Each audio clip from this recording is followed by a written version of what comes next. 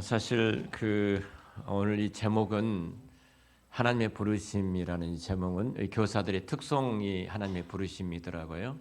어제 급히 제가 이 본문 이 부르심이라는 제목으로 설교를 어제 준비를 했습니다. 계속 기도하는 가운데 있다가 교사들이 마음을 담아서 하나님의 부르심에 대한 찬양으로 준비하고 있는데 하나님께서 그렇게 말씀을 해주시면 좋겠다, 그렇게 소원을 했고, 또 하나님께 오늘 본문 3일상 10장 17절부터서 바로 24절 말씀을 가지고 하나님의 부르심에 대한 말씀을 이렇게 전하려고 준비를 했습니다. 우리가 3일상을 먼저 보겠습니다. 그 9장을 보면요, 3일상 9장을 잠깐 보면은 하나님께서 삼위를 세우시는 하나님의 일하심을 보게 되어지는데요. 우리는 때때로 그 하나님이 사람을 세우실 때 오해하는 경우가 종종 있습니다. 그 오해가 하나님은 신령한 자들, 특별한 사람, 하나님의 사촌 정도 되는 사람을 하나님께서 그들을 세워서 하나님의 일을 하게 하신다, 이렇게 생각하는데, 사울을 지도자로 세우시는 그 장면을 보면 전혀 그렇지를 않습니다. 정말로 하나님은 인간적인 사람을 세운 것을 보게 되어져요. 3일상 9장 5절을 보면은 우리 5절 말씀 같이 읽어볼까요? 3일상 9장 5절입니다. 같이 읽겠습니다. 그들이 숲땅에 이른 때 사울이 함께 가던 사마리아에 이르되 돌아가자, 내 아버지께서 암나기 생각은 고사하고 우리를 위하여 걱정하실까 두려워하노라 하니라고 말하거든요. 자, 사울은 사환에게 집으로 돌아가자, 자기 집 종이죠, 집으로 돌아가자 말합니다. 이것은 아버지가 암나기를 잃어버렸어요. 암나기가 3일 동안 돌아오지 않으니까 사울과 이렇게 사환들이 찾아 나섰던 것 같습니다. 소를 찾아 나섰어요. 사실 우리가 그 학교 다닐 때 소 한 마리는 그 집안의 전 재산이었습니다. 황소 한 마리는, 그 상소 한 마리는 대학까지 졸업할 정도로 큰 재산이었어요. 이 집에도 대단히 이 암나기가 대단한 어떤 위치에 있었는데 3일 동안 돌아오지 않기 때문에 이제 찾아 나섰죠. 근데 사울이 갑자기 이 암나기는 고사하고 이 아들 걱정을 우리 아빠가 하지 않겠느냐. 암나기를 내 아들이 찾으러 갔는데 소식이 없고 돌아오지 않냐니까 아빠가 나를 걱정할 것 같다, 아빠가 큰 근심에 빠질 것 같다. 자, 이런 생각을 갖게 된 것입니다. 자, 우리는 부모를 생각하는 자식을 누구라고 그래요? 철든 자식이라고 말합니다. 철든 성도는 누구예요? 목사를 생각하는 사람. 목사님 얼마나 힘들까? 목사님 얼마나 힘들까? 이 생각하는 사람. 철든 성도. 우리 전도사님 얼마나 힘들까? 우리 교사들이 얼마나 힘들까? 내 자녀들을 위해서 저렇게 일부 예배 나와서 예배를 드리고 이어서 계속해서 아이들을 양육하는 그 헌신들이 얼마나 수고할까? 우리는 그냥 11시 예배인데 좀 늦게 가고 싶어서 11시 5분 전에 10분 전에 겨우 오고, 그러면 또 11시 넘어서 오고, 옛날에 10분 전에 오면 교회 문 닫았잖아요. 그때는 교인들이 좀 많았어요. 그래, 닫아도 괜찮아. 지금 닫으면 아무도 안 올 것 같아요. 아무도 안 올 것 같아요. 사실 지금은 굉장히 자기 중심적입니다. 굉장히 이기적이에요.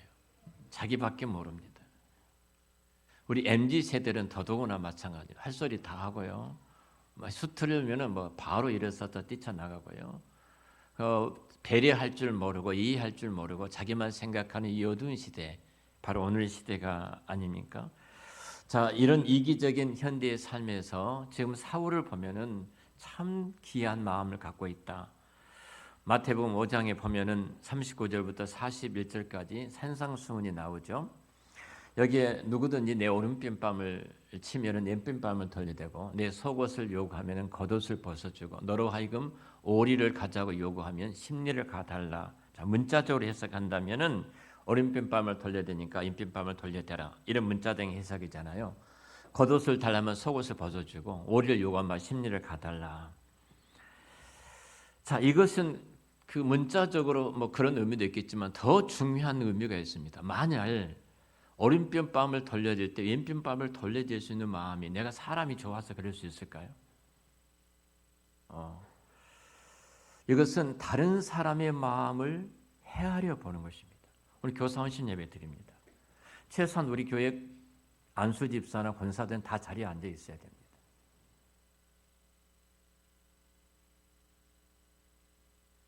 목자와 총무들은 다 자리에 앉아 있어야 됩니다.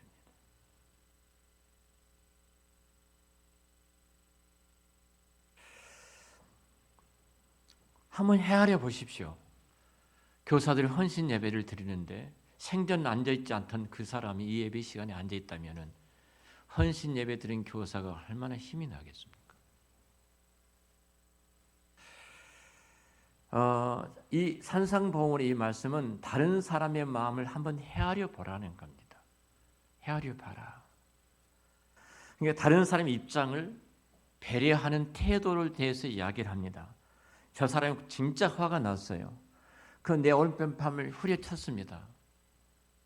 그래서 나는 생각한 거예요. 너무너무 화가 났는가 보다. 내 오른편밤을 때린 거 보니까. 그러면은 저 사람이 화가 풀어지기 위해서 내 왼편밤을 때려 화가 풀어진다면 나는 내 왼편밤을 대겠다, 맞겠다는 겁니다. 무슨 말이라는 거예요? 마음을 헤아릴 줄 아는 사람이에요. 내게 속옷을 요구한 사람이 있습니다. 얼마만 하면 저 사람이 내한테 이 속옷을 나한테 요구하겠느냐? 그래, 내가 이 자켓을 벗어줘야지. 제가 따뜻해질 수 있다면. 이 말씀이에요. 예수 믿는 사람이 굉장히 완악합니다. 배려할 줄을 몰라요. 이해할 줄을 몰라요. 굉장히 이기적입니다. 하나님의 온 우주와 마음을 통틀어서 나를 사랑하신다고 하니까 모두가 나만 사랑하라고 그렇게 요구를 하고 있는 무서운 이기적인 재성을 예수 믿는 사람 다 가지고 있어요. 정말로 잘못된 것입니다. 저 사람이 얼마나 궁색하면 내 속옷을 원할까? 얼마나 궁색하면 그러면은 궁색하면 체면 차릴 여지도 없이 나도 어려운 적이 있었는데 내가 이 고독까지 내가 그 사람 위해서 벗어주겠다 이 말이에요.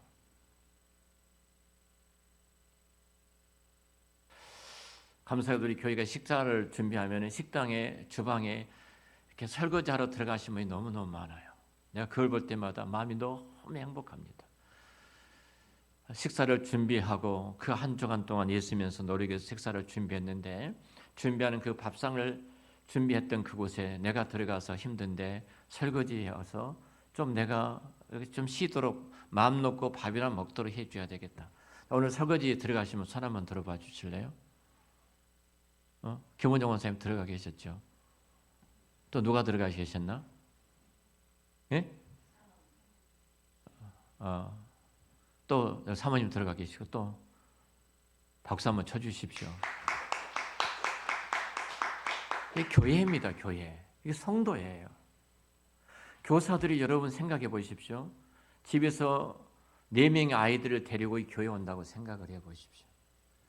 유정승 원사님 몸도 안 좋으신데 이재현 장로님 9시 전에 와서 일부 예배를 들고 아이들과 같이 있다고 생각을 해요. 이재현 장로님 그렇게 하실 수 있겠습니까?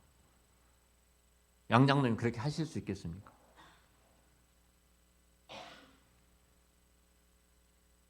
지금 성경이 말한 것은 뭐예요? 하나님의 사울을 부르시는 중요한 인간됨입니다. 그 이해하고 배려하는 거예요. 오늘 식사를 준비하시면 그러더라고요.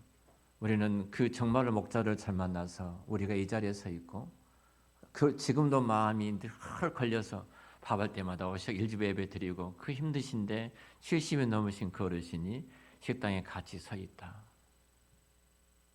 우리는 진짜 맨발을 먹고 달려가도 따라갈 수 없을 정도로 그렇게 한 제자들을 양육하고 만들어내시는데 보면은 그냥 주어진 것이 아니다. 눈물과 헌신과 땀과 수고가 있기 때문에 하는데 그 목장에 들어간 모든 분들이 옆에서 보니까 그러더라. 그 말씀을 하시더라고요. 이겁니다. 저 사람에게 오리를 가자고 요구를 한 거예요.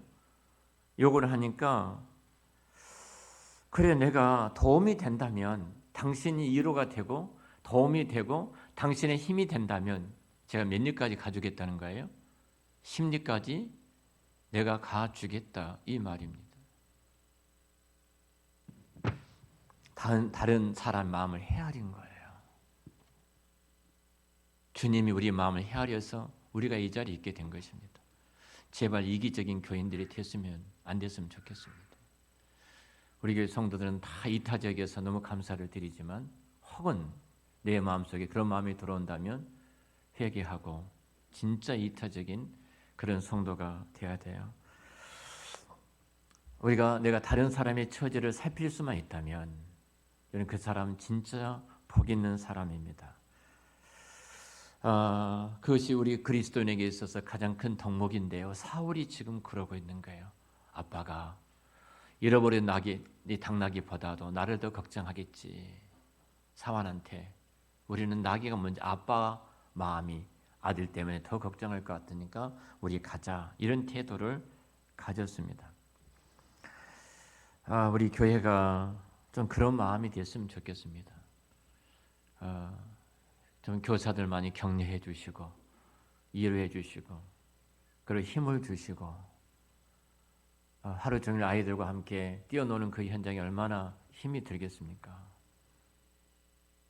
그때 여러분 따뜻한 말 한마디가 내 자녀와 한국교회 미래와 열방을 위해서 이분들이 수고하는 그 헌신들을 소중히 여기고 그 말 한마디 따뜻하게 하는 것, 격려하는 것, 그 마음을 헤아리는 것, 그것이 사울이 하나님의 위대한 그 시대의 왕으로 부름받은 첫 번째 발걸음이었어요.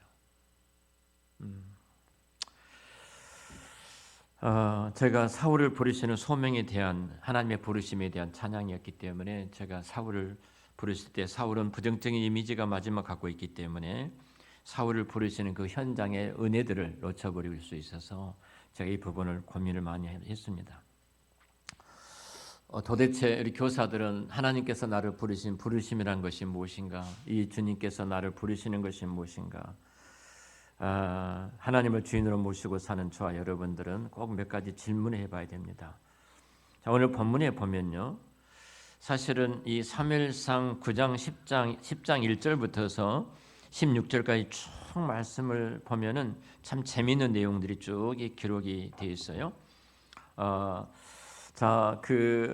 굉장히 참 지루하리 많지 어떤 지역과 위치가 만남이 상세하게 기록되어 있는 것을 보게 됩니다. 자, 2절을 보겠습니다. 10장 2절을 같이 읽죠. 내가 오늘 나를 떠나가다가 베냐민 경계 셀사에 있는 라헬의 묘실 곁에 두 사람을 만나리니 그들이 내게 이르기를 내가 찾으러 갔던 암나귀를 찾은지라. 내 아버지가 암나귀들을 염려를 놓았으나 너희로 말미암아 걱정하여 이르되 내 아들을 위하여 어찌하리요 하더라 할 것이요. 그죠? 내가 오늘 나를 떠나가다가 베냐민 경계 셀사에 있는 라헬의 묘실 곁에서 두 사람을 만난다. 이 말씀을 여러분 마음에 두세요. 자, 3절에 보면은 같이 읽겠습니다. 내가 거기서 더 나가서 다볼 상수리 나무에 이르면 거기서 하나님을 배우려고 베델로 올라가는 세 사람을 만나리. 자, 여기서 뭔 말이에요? 자, 상수리 나무에 이르면 거기서 하나님을 배우려고 베델에서 올라왔던 몇 사람을 만난다? 세 사람을. 2절에 몇 사람을 만난다? 암나귀 있는 두 사람을 만난다. 자, 그리고 5절입니다. 5절 같이 읽죠. 그 후에 내가 하나님의 산으로 이르니 그곳에 블레셋 사람들의 영문이 있느니라. 내가 그리로 가서 그 성문으로 들어갈 때 선지자의 무리가 산당에서부터 비파와 소고와 저와 수금을 앞세우고 예언하며 내게 내려오는 것을 만날 것이요. 자, 5절에는 무슨 말이에요? 선지자들의 무리를 만난다. 두 사람을 만나고 세 사람을 만나고 선지자의 무리를 만난다. 굉장히 뭔가 성경이 이 단어를 통해서 무엇인가를 우리에게 지금 말씀하고 계시잖아요.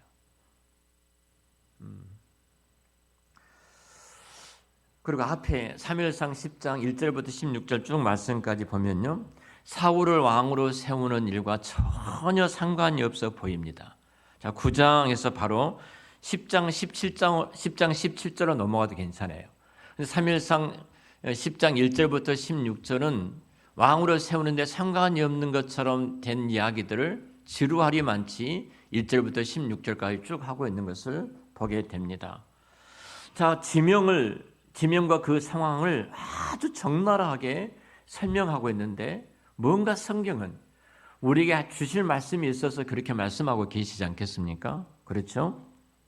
그 이유를 한마디로 말한다면 사울로 하여금 하나님의 부르심에 대한 확신을 갖게 하기 위해서 1절부터 16절까지 뭔가 계속해서 말씀을 하고 계셔요. 우리가 어떤 사실에 대해서 확신을 갖게 하려면 육과 원칙에 의거해서 우리가 확인하잖아요. 누가 언제 어디서 무엇을 어떻게 왜 했는가. 그렇게 할 때 우리는 설득이 되잖아요. 그 육과 원칙에 의해서 우리는 설득됐다. 논리적으로 설득하고 있다. 이렇게 말합니다. 사무엘상 10장 1절부터 16절 보면은 이 육과 원칙에 의거해서 분명한 구체적인 이유를 당사자였던 왕으로 부름을 부름받은 사울에 대해서 어떤 확신을 주기 위해서 계속 이 부분을 말씀하고 있는 것을 보게 되죠. 그래서 지금 사울은 하나님의 부르심에 대해서 확신을 갖고 있지 못했다. 확신하지 못했다. 반신반의하고 있었어요. 이런 사울의 모습들을 성경은 여러 군데서 말씀하고 있는데요. 자, 9장 21절에 우리 같이 읽겠습니다. 그 앞에 21절입니다. 사울이 대답하여 이르되 나는 이스라엘 지파의 가장 작은 지파 베냐민 사람이 아니니까 또 나의 가족은 베냐민 지파 모든 가족 중에 가장 미약하지 아니하니까 당신이 어찌하여 내게 이같이 말씀하시니까 이렇게 말하죠. 자, 무슨 말이에요? 자, 이 해석가들은 이 부분을 그냥 굉장히 겸손하다 이렇게 사울이 겸손해서 이렇게 말을 한다. 근데 겸손이 아닙니다. 자신감의 결여예요. 우리 양장로님 오늘 전도로 합시다 했더니 하는 말이 사람 앞에 서기를 무서워한답니다. 우리 11월 26일 장로님들과 한 번씩 저를 비롯해 전도해야 됩니다. 그랬더니 뭐 집하고 가게 다니니까 아는 사람이 없다는 거예요. 그래서 제가 장로님한테 장로님 가게에 보내준 모든 사람들이 전도 대상자입니다. 그래서 또 아내가 계시니까 또 만날 수 없다는 거예요. 그래서 달려나가서 만나십시오. 학교 공부할 때, 초등학교 다닐 때, 중학교 다닐 때 앞에서 뭐 풀다든지 책을 읽게 되면 덜덜덜 떨어져 다 틀리게 읽었다는 겁니다. 긴장해가지고 사람 앞에 설 수가 없습니다. 저도 마찬가지예요, 장로님. 저도 지금도 그렇습니다. 어디 앞에 서서 하면 가슴이 쿵당쿵당해가지고 말을 더듬어요. 저도 그래요. 사울이를 부르실 때 꼭 그것처럼 장로님 변명하시더라고요.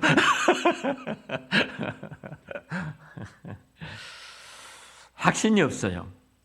그러니까 자 9장 25절 26절을 또 같이 읽어볼까요? 그 아래 그들이 산당에서 내려 성읍에 들어가서는 사무엘이 사울과 함께 지붕에 담화하고 그들이 일찍 일어나 새 동틀쯤이라 사무엘이 지붕에서 사울을 불러 이르되 일어나라 내가 너를 보내리라 하며 사울이 일어나고 그 두 사람 사울과 사무엘이 함께 밖으로 나가서 이렇게 말합니다. 자, 무슨 말이냐면 지금 그 확신이 되지 않아요. 계속해서 사무엘을 만났습니다. 동틀 무렵까지니까 여러분 어떤 뉘앙스가 있어요? 지금 밤새도록 뭐 했다는 거예요? 사무엘이 계속 뭐한 거예요? 지금 사울한테 설득하고 있는 거예요. 하나님이 당신을 부르셨습니다. 이스라엘 왕으로 당신을 부르셨습니다. 당신은 이 민족을 위해서 일어서야 합니다. 밤새워 설득해서 동틀 무렵까지 이 두 사람이 계속해서 밤새워서 이야기하고 있는 모습을 보게 되잖아요. 우리 양정나님 오늘 밤새워야 될 것 같습니다. 같이 설득하도록 하기 위해서 밤새야 될 것 같습니다. 자, 10장 그리고 10장 16절을 쭉 넘어가죠. 자, 16절입니다. 같이 읽겠습니다. 사울이 그의 숙부에게 말하되 그가 암나기들을 찾았다고 우리에게 분명히 말하더이다 하고 사무엘이 말하던 나라의 일을 말하지 아니하니라. 이상합니다. 자, 분명히 밤새워서 이야기했던 것이 뭐예요? 이 나라와 이 민족을 위해서 당신을 왕으로 부르셨다. 이 말을 계속 사무엘이 한 거예요. 이 정도면 확신을 해야 되잖아요. 선지자 말이니까. 그럼 이제 나귀를 찾았습니다. 집에 돌아왔습니다. 그러고 나서 16절에 하는 말이 그의 숙부에게 말을 하는 거예요. 내가 암나귀를 찾았습니다. 그리고 사무엘이 말하든 무슨 말이 그 말이에요? 사무엘이 말하든 나라의 일은 말하지 아니했다. 이 말이 무슨 말이에요 지금? 사울은 아직도 내가 긴가민가? 나라를 위해서 나를 부르신 것이 맞는가 틀리는가? 아직도 확신을 갖고 있지 못한 사울을 보게 됩니다. 뿐만 아니라 사울이 예부적인 반대 세력이 굉장히 많았습니다. 10장 12절 보면은 이렇게 말합니다. 그곳에 어떤 사람은 말하되 이르되 그들의 아버지가 누구냐 한지라. 그들의 아버지가 누구냐 한지라. 그러므로 속담이 되어 이르되 사울도 선지자들 중에 있더냐. 무슨 말이에요? 조롱하고 있는 거예요. 사울도 선지자 중에 있더냐? 그의 아버지를 다 알았는데 무슨 그가 선지자도 아닌데 이런 비꼬은 비웃음을 지금 하고 있는 거예요. 그러니까 사울을 모욕하고 빈정거리는 소리를 사람들이 하고 있었어요. 자, 그리고 10장 27절을 보겠습니다. 사울을 노골적으로 이제 비난을 하는데 27절 같이 읽겠습니다. 어떤 불량된 일이되 이 사람이 어떻게 우리를 구원하겠느냐 하고 멸시하며 예물을 바치지 아니하였으나 그는 잠잠하였더라. 자, 지금 사울은 내적으로나 예적으로나 하나님 부르심에 대한 확신을 갖고 있지를 못하는 굉장히 많은 환경을 갖고 있었다. 자, 우리가 교사가 되고 목사가 되고 장로가 되고 집사가 되고 권사가 되고 목장을 리더들이 되어주고 우리가 여러 가지 교회 사역들을 감당해 가는데요. 진짜 하나님 나를 그 자리에 부르셨는가? 이런 갈등과 고민을 할 때가 굉장히 많죠. 목사 안수할 때는 반드시 절차가 있습니다. 강도 신학 3년 동안 총에서 인준한 신학교 3년 동안 MDB 과정을 공부하고 총에서 실시간 강도사 고시에 합격을 하고 합격한 이후에 노예에서 면접한 다음에 인허를 해야 되고 인허한 이후에 1년 동안 또 사역을 살펴본 이후에 목사 고시를 거쳐야 되고 목사 고시에 합격하게 되면 면접을 해야 되고 자 거기에 중요한 하나의 전제가 있습니다. 교회의 부르심입니다. 내가 목사가 되겠다고 되는 것이 아니라 반드시 교회에 청빙이 있어야 돼요.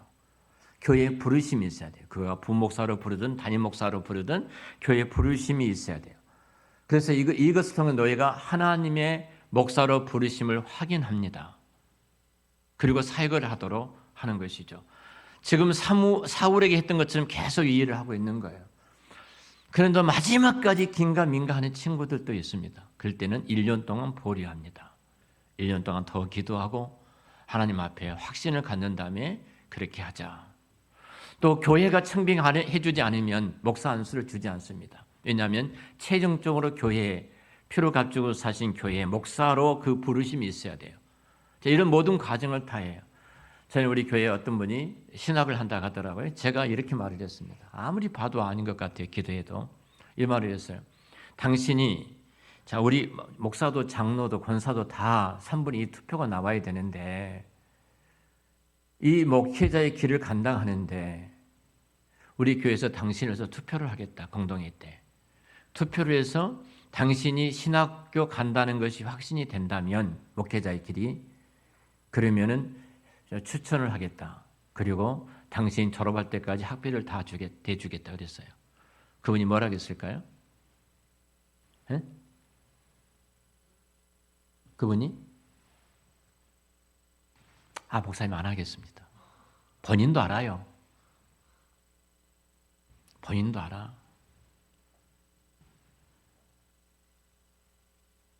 선교사 말하고 그러더라고요.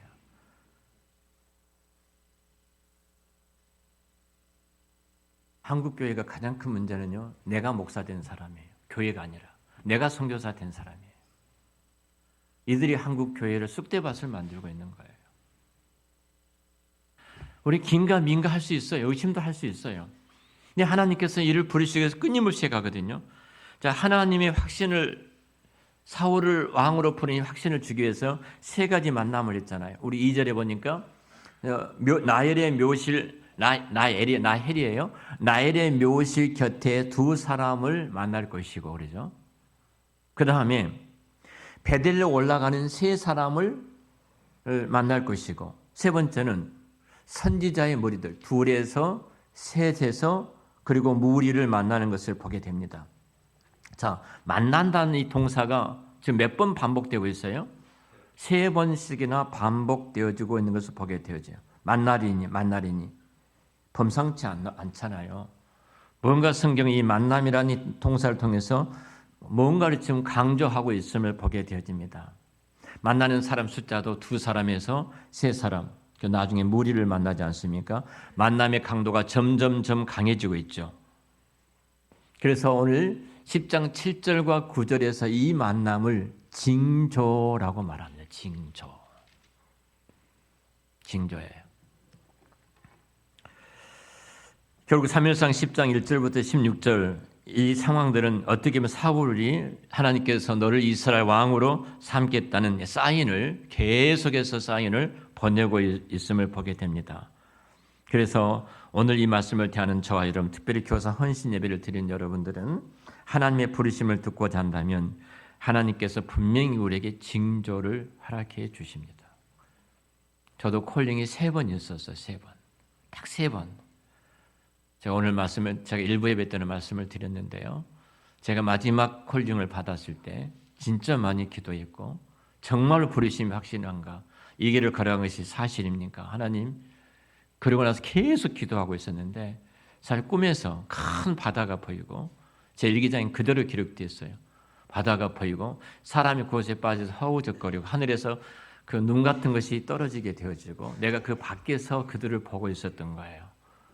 제가 꿈에서 깨어나서 하나님이 저 바다에 음부의 세계에 주관하는 저 영혼들을 구원하려고 나를 이 자리에 부르셨구나. 그리고 확신하고 신학을 하게 됐습니다.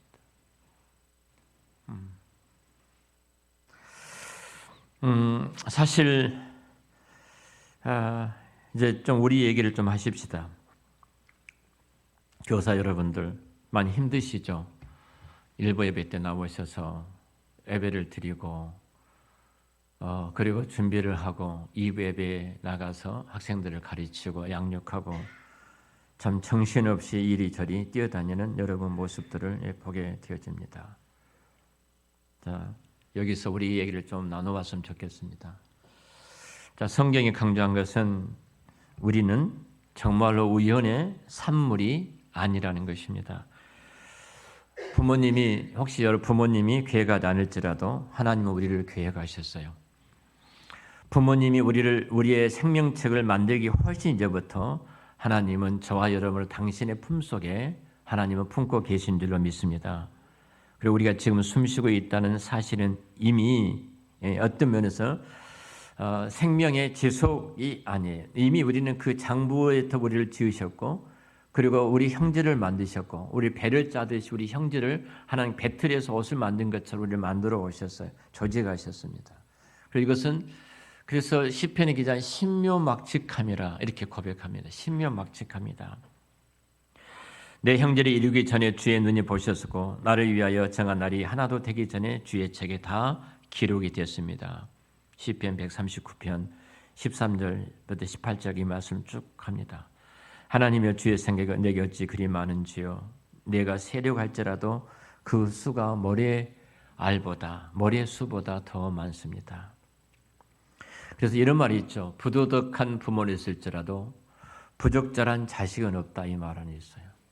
많은 아이들이 부모의 계획과 상관없이 태어날 수 있지만 하나님의 목적 없이 태어난 사람은 단 한 사람도 없습니다. 이번에 지난 목요일 날 우리 그루터기 모임, 기도 모임을 갔잖아요. 여러분 잘 아신 것처럼 남설원예교회 박한철 목사님, 은평교회 박지현 목사님, 하늘교회 박발령 목사님, 그 남포교회 최태준 목사님, 그리고 여기 김인수 목사님, 함께하는 교회 김인수 목사님, 이찬수 목사님이 개척했던 미사의 153 교회 목사님, 이렇게 목사님들이 기도 모임이 아침에 있죠. 그때 주일학교 한국교회 부흥 세대와 다음 세대에 대한 질문을 Q&A 질문이 목사님들이 하나씩 늘 한번 돌아가면서 만듭니다. 이 문제 질문했어요.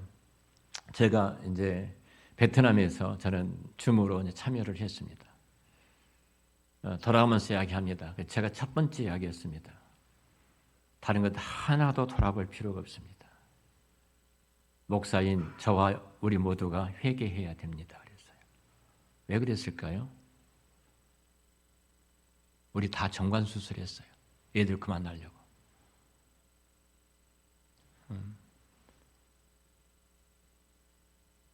다 짐으로 생각한 거예요. 누가요? 목사들이. 할 말이 없어요. 한국교회 다음 세대를 위해서는 딱 하나입니다. 우리가 회개해야 됩니다. 집사람이 같이 듣고 있었어요.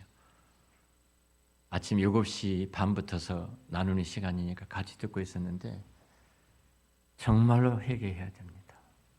저도 회개해야 되고 우리 모두가 다 회개해야 됩니다. 말할 필요가 없어요.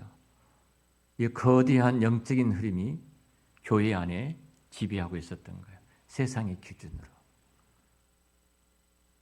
회개하지 아니하면 안 돼요. 별별 소리를 다 해도 저는 본질은 여기 있다고 말씀을 드렸어요. 만약 목사들이 당시에 저를 비롯해서 하나님이 주신 대로 다 낳자, 모든 성도들이 우리 하나님 주신 대로 다 낳자, 낙태도 하지 않고 짐이 되니까 낙태하고 정관수술도 하지 말고 모두가 다 낳았다면 교회의 한국 교회는 오늘 이 자리에 있지 않을 것입니다. 우리 회개해야 된다. 잘못했다. 11월 12일 날 화평교회에서 포럼을 합니다. 노예. 제가 맡은 주제가 있고 양성 목사님 맡은 주제가 있어요. 둘이 주제 발표를 하고 질의응답을 하는 시간입니다. 양성 목사님이 다음 세대를 교회를 하기 때문에 다음 세대에 대한 주제를 맡으셨어요. 저는 공교회에 대한 주제를 맡았습니다. 결국은 저는 이 첫 번째 이 주제에 대해서 딱 하나 들어간 말이 회개였습니다. 얼마나 우리가 이기적인가, 교회가 얼마나 이기적인가.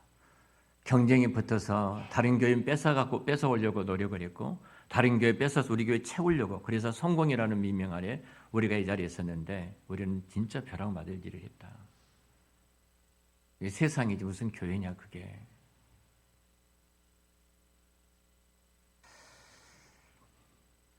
여러분, 정말로 하나님의 부르심 앞에 우리가 어떤 자리에 있는가를 생각해 봅니다. 제가 복음상을 좀 부르고 싶어서 두 손 들고 찬양을 제가 했는데요. 두 손 들고 찬양합니다. 다시 오실 왕 여호와께 오직 주만이 나를 다스리네. 나 주님만을 섬기리. 헛된 마음 버리고 성령이여 내 영혼 충만하게 하소서. 주님 앞에 내 생명을 드리라.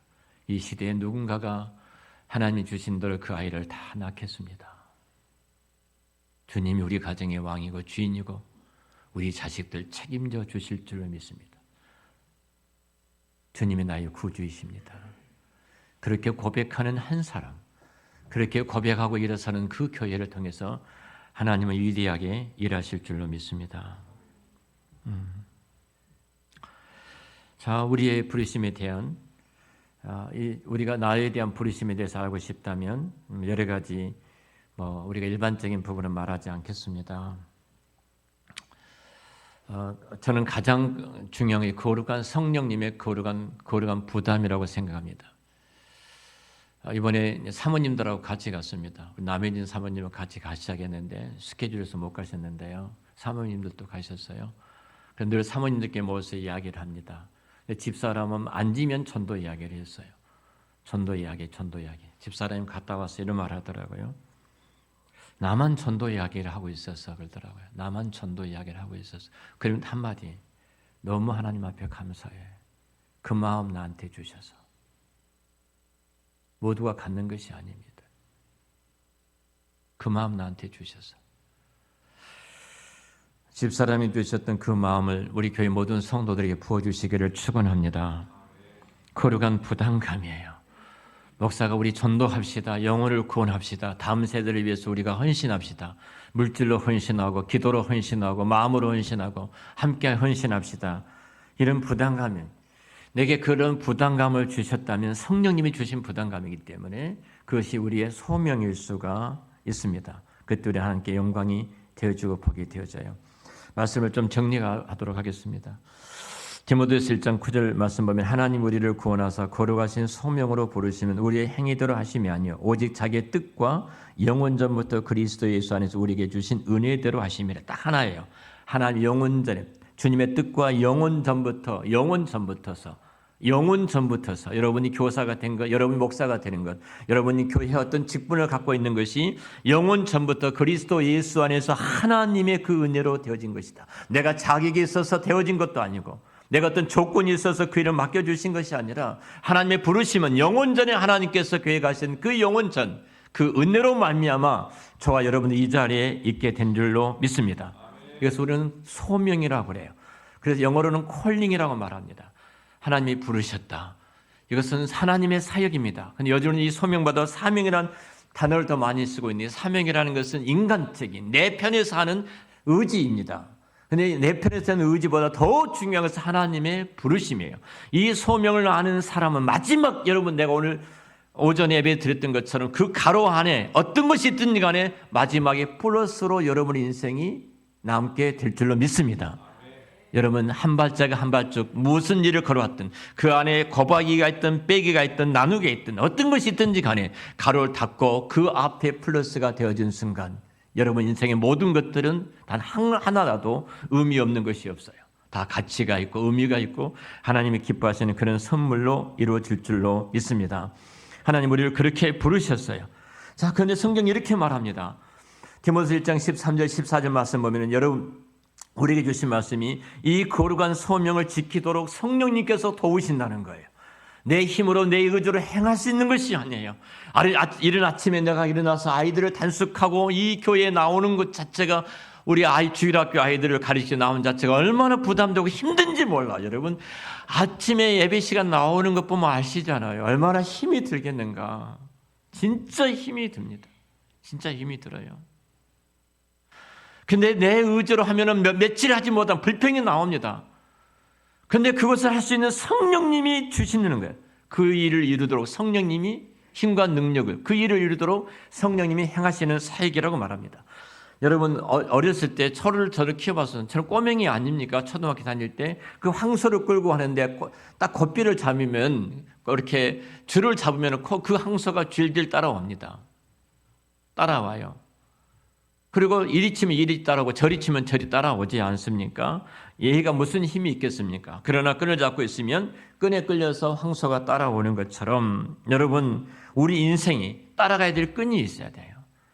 정말로 성령께서 우리를 묶고 끌고 가신다면 여러분이 살아가는 모든 삶의 의미가 있고 가치가 있고 행복하고 거기에 감동이 있고 거기에 열매가 있지만 내가 성령이 이끄신 대로 그 끈을 엉뚱한 것에 묶게 되면 그 끈은 결국은 지옥과 사망으로 걸어갈 수밖에 없는 그 끈이 될 수밖에 없습니다. 제가 우리 나은우는 아니고요.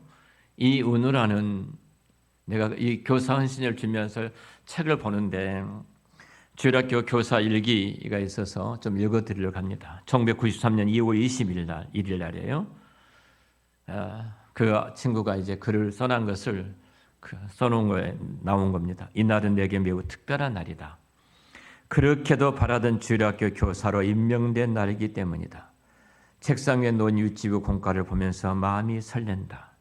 하나님이 내게 주신 교사 임명장은 남다른 의미가 있다. 내 또래 친구들 이미 대학생이 되었지만 백혈병으로 제대로 학교를 다니지 못한 나는 이제 검정고시를 준비하고 있다. 하지만 나는 대학생이 되는 것보다 교회 학교 교사가 더 되고 싶었다. 하나님 백혈병이 있는 연약한 나를 인정해 주시고 이 귀한 사명을 맡기셨다. 오늘 밤 나는 설레는 가슴을 주체하느라 도무지 잠도 오지 않았다. 여러분, 우리 이종성 원사님이 지금 70세 중반 넘으셨어요. 주일학교 교사이십니다. 얼마나 좋아하는지 몰라요. 애들이. 얼마나 좋아하는지 몰라요. 제가 말씀드렸죠. 나이가 아니다고. 뭐라고요? 그 간격을, 그 꼬맹이들하고 증조 할머니가 그 간격을 메꾼 것이 뭐라고요? 뭐가 그 간격을 메꾼다고요? 사랑입니다. 사랑이에요.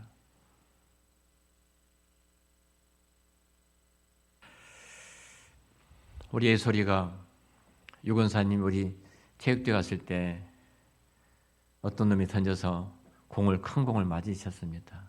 순간적으로 쓰러지셨죠. 근데 우리 예솔이가 권사님 옆에서 선생님이니까 잘 알잖아요. 권사님에서 그 끌어안고 우는 그 예솔이. 집에 가면서도 우리 그 권사님 걱정하면서 차를 타고 갔다고 이야기를 하더라고요. 할머니 아프지 마, 할머니 아프지 마, 선생님 아프지 마. 그리고 거기 찾아가서 사실은 제가 그때 몸이 아파서 마스크를 쓰고 있었잖아요. 그래서 저를 뭘 맞춰서 보고만 이렇게 있었는데요. 그 아이가 달려가서 끌어안고 했던 이야기. 울 수밖에 없죠. 펑펑 울 수밖에 없죠. 여러분들 그런 적 있으신가요? 얼마나 행복하겠습니까?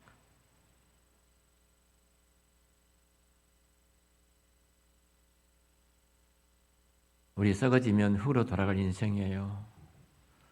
흙으로 돌아갑니다. 아무 가치 없습니다.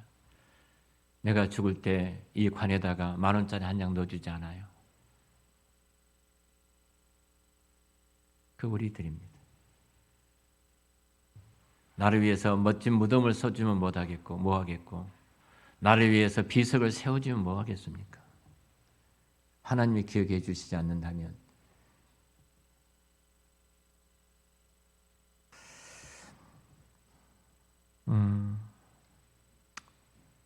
우리 선생님 내가 마지막 시간 제가 준비한 것은 3분의 2밖에 못 했는데요. 한 말씀 더 말씀드리고 마치겠습니다.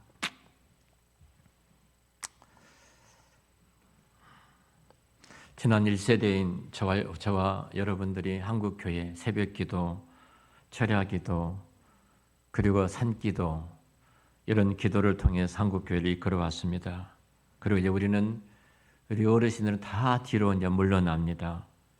그 영적인 빈 자리를 무엇으로 채워야 될까요? 바로 우리 2세대들이 그곳에 또 새벽기도 하고 또 철야기도 하고 또 산기도 하고 우리가 지나갔던 그 자리를 우리가 떠난 그 기도의 자리를 그들이 채워야 되지 않겠습니까? 한국 교회가 1년에 20만 명씩 성도가 줄어들고 있습니다. 1200만 성도가 지금 700만 성도입니다. 30년도가 되면은 400만으로 또 뚝 떨어집니다. 그리고 우리나라는 드디어 선교하는 국가로 한국은 바뀌어질 것입니다. 우리 주변에 참 많은 사람들이 히잡을 쓰고 우리 가족 가운데도 히잡을 쓰고 활개를 치고 다니는 사람들이 있을 것입니다. 그들은 알라 신이 책임을 진다. 주신 모든 자식들을 쉬지 않고 납니다. 그들을 이길 수가 없습니다. 우리는 편하겠다고 누리겠다고 잘 살아보겠다고 땅의 것 붙들고 있는데 이단들이고 적그리스도는 하늘의 것을 붙들고 그렇게 애쓰고 있는데 여러분 어떻게 우리가 그 시대를 거슬려서 이길 수가 있겠습니까? 우리 박정혜 권사님이 우리 홍복도 권사님 늘 만나면 그러셔요.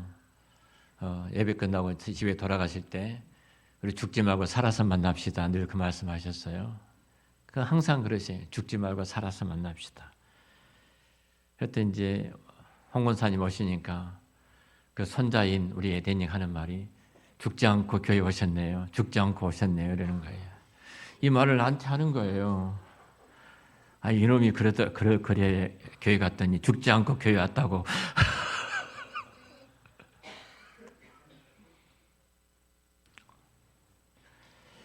박정희 이제 할머니가 죽지 말고 교회에서도 만납시다. 그 말인데 죽지 않고 또 교회 왔다고.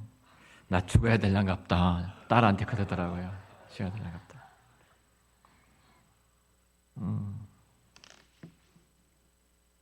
그래도 예쁘잖아요. 다음 세대니까. 그래도 예쁘잖아요. 다음 세대니까.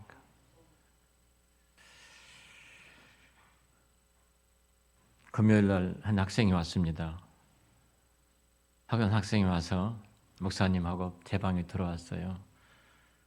그래서 먹을 거 하나 주고 또 커피도 한 잔 같이 나눠 먹고 이야기 하는데 제가 목사님과 먹었으니까 다음에 올 때 제가 붕어빵 사가지고 왔어요. 또 그러더라고요.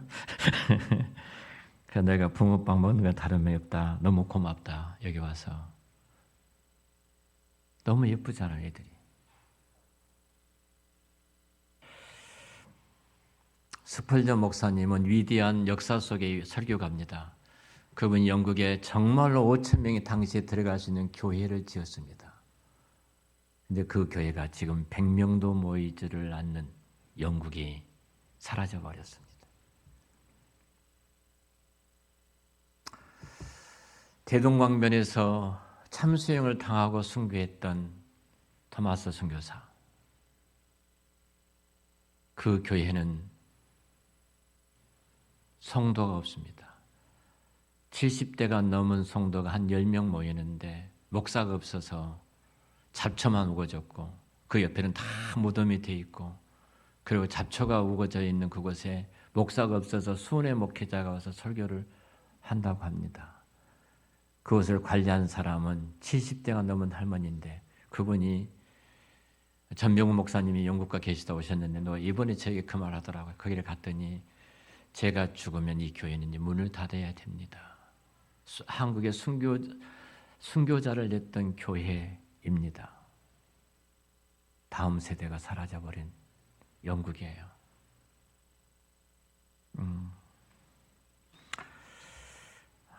우리 선생님들 위해서 정말로 기도 많이 해주십시오. 성령의 충만과 성령의 기름 부음으로 사명을 감당하도록. 우리가 잘 아는 헬렌 켈러는 보지도 못하고 듣지도 못하고 말하지 못한 산중고를 겪었던 짐승 같은 아이였습니다. 생각해 보세요. 보지 못합니다. 듣지도 못합니다. 말하지도 못합니다. 감각이 다 사라져버린. 그래서 똥인지 오줌인지 흙인지 된장인지 모르고 짐승처럼 괴성을 지르며 살아갔던 그 아이. 그 아이를 위대한 역사 속의 인물로 키웠던 한 선생님, 여러분 잘 아는 셀리반 선생님이 계셨습니다. 그분의 사랑으로.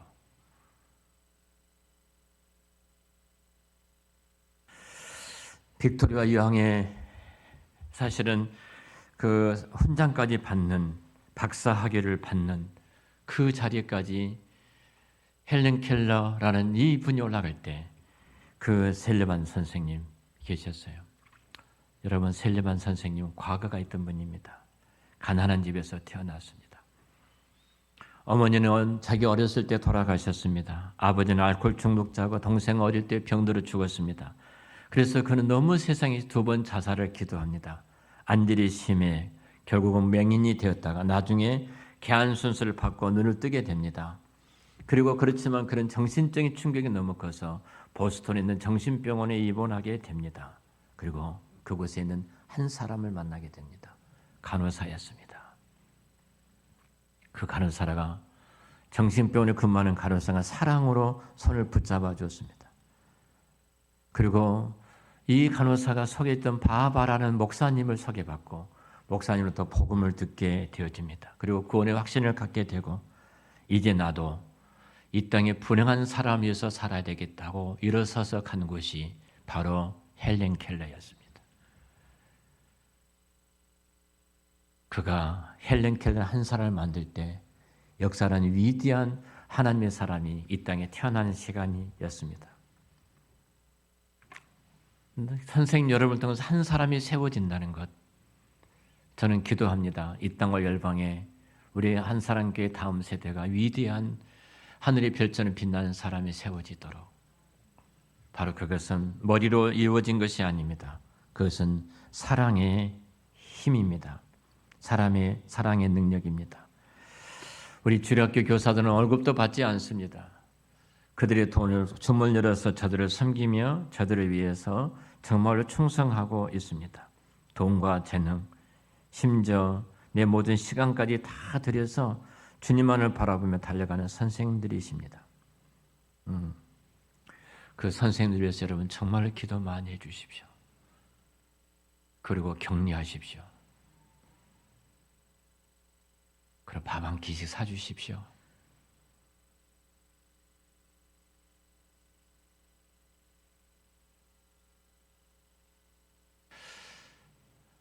이분들을 통해서, 이 선생님들을 통해서 또 우리 다음 세대들이 또 이런 위대한 하나님의 사람들이 나오도록 그렇게 지금 예수가 계시지 않습니까? 사울을 부르신 하나님께서 우리 선생님들을 부르셨어요. 피로 값주고 사신 주님의 교회를 통해서 여러분들이 임명이 되었습니다. 그리고 여러분들 그 사명을 지금 감당하고 계십니다. 그리고 성령님께서 여러분들에게 끊임없이 힘과 능력을 주셔서 이 자리에 달려가고 계십니다. 헬런 켈러 뒤에 있는 셀리반 선생님처럼 여러분 한 분 한 분을 통해서 제2의 제3의 이 땅의 위대한 영적인 지도자, 다음 세대를 세워나가는 하나님의 사람들이 세워지는 교사들, 또 이들을 위해서 끊임없이 뒤에서 쉬지 않고 기도하는 우리 한사랑 교회. 그래서 한사랑 교회를 통해서 우리 노예의 70%가 주일학교가 없습니다. 100교회인데요. 70교회가 주일학교가 없습니다. 얼마나 심각한지 아시겠죠? 이때에 우리 한사랑 교회가 전도사님 비롯해 수고하는 선생님들의 이 열정과 헌신을 통해서 날마다 부흥되는 이 놀라운 역사가 있어서 다시 한번 한국 교회를 뜨겁게 부흥시키는 그 부흥 붓기에 타오르는 선생님과 주일학교가 되기를 우리 주의 이름으로 축복합니다. 기도하겠습니다. 하나님 아버지, 우리의 힘과 우리의 능력으로 이루어진 것이 아니라 여호와의 신으로 말미암아 이루어진 줄을 믿습니다.